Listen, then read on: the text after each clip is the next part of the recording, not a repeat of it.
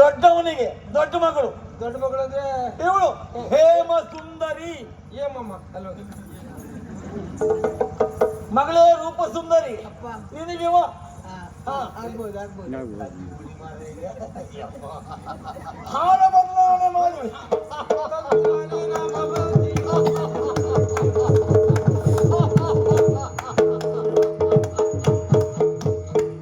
ಏನ್ ನೋಡ್ತೀಯ? ತಗೋ ಮತ್ತೇನು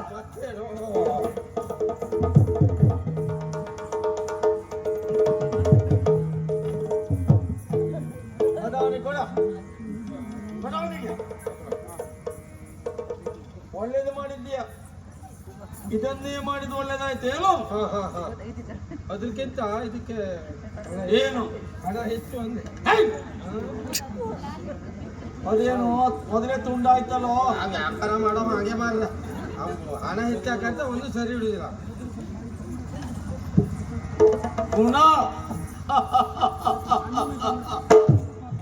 ಏನ್ ಹೇಳಿದೆ ಅವತ್ತು?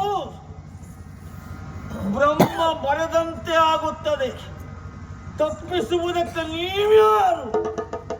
ನಿನ್ನ ವಿಧಿ ನಾನು. ಹಾಗೆ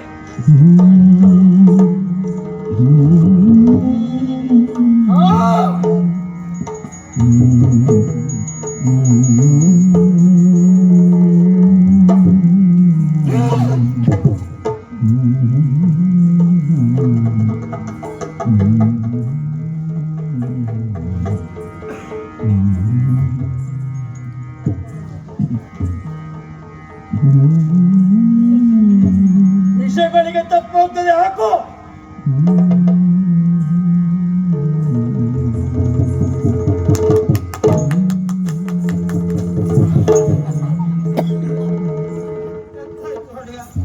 ನಿನ್ನ ಕೈ ತಟ್ಲಿಕ್ಕೆ ಹೇಳಿದ್ಯಾ? ಯಾರು ಹೇಳಲಿಲ್ಲ. ಮತ್ತೆ ಯಾಕೆ ತಟ್ಟಿದೆ? ಹಾಗಲ್ಲ, ಇವರ ಹಾರ ಬದಲಾವಣೆ ಮಾಡ್ಕೊಳ್ಳುವಾಗ ನೀವು ಚಪ್ಪಾಳೆ ತಟ್ಟಿದ್ರ. ಇವರ ಹಾರ ಬದಲಾವಣೆಗೆ ಚಪ್ಪಾಳೆ ತಟ್ಟಲಿಲ್ಲ ನೀವು. ಬಹುಶಃ ನಿಮ್ಗೆ ನೆನಪು ಹೋಯ್ತು ಅಂತ ನಾನು ತಟ್ಟಿದೆ. ನಾ ತಟ್ಲ ಈಗ? ನಾನು ಮಾಡಿದ್ರೆ ಮಾತ್ರ ಮಾಡಬೇಕು. ಏನು ಇವರಿಗೆಲ್ಲ ವ್ಯವಸ್ಥೆ ಆಗ್ಬೇಕಲ್ಲ.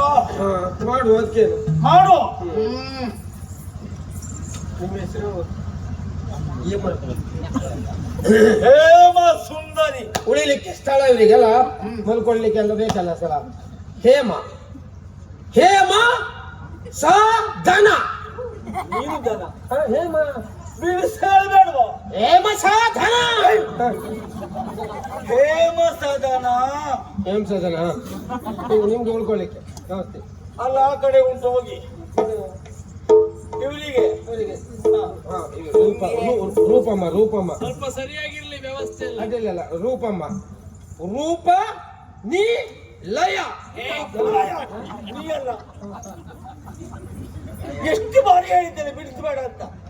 ಮತ್ತು ಬಿಡಿಸಿ ಹೇಳುದಲ್ವಾ ನೀವು? ರೂಪ ರೂಪ ನಿಲಯ.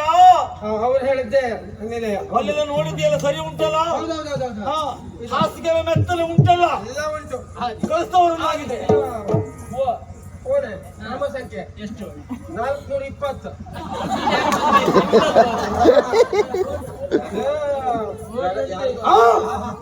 ಕೇಳಿದಷ್ಟು ಸಂಖ್ಯೆ ಎಲ್ಲ ಕಡೆಗೂ ಸಂಖ್ಯೆ ಇರೋದೇ ಕೆಲಸ ಅಲ್ವಾ? ನಿನಗೆ ಒಂದ್ ಸಂಖ್ಯೆ ಬರ್ದೆ ಹೋಗಿ. ಇವರಿಗೆ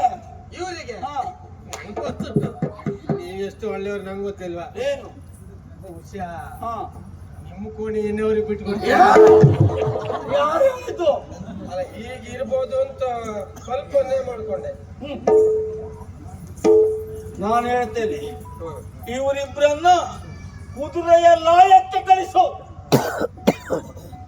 ಏನು ತಪ್ಪಿದ್ರೆ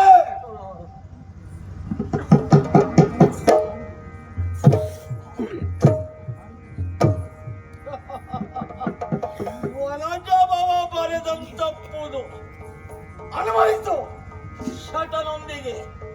ಏನು ಗಂಡನೇ ಹೆಚ್ಚು ಅಲ್ವ ನಿನಗೆ? ನಿನ್ನ ಗಂಡ ನಿನಗೆ ಹೆಚ್ಚಾಗಬೇಕು.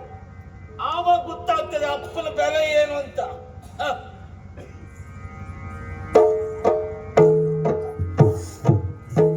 ಮಗನೇ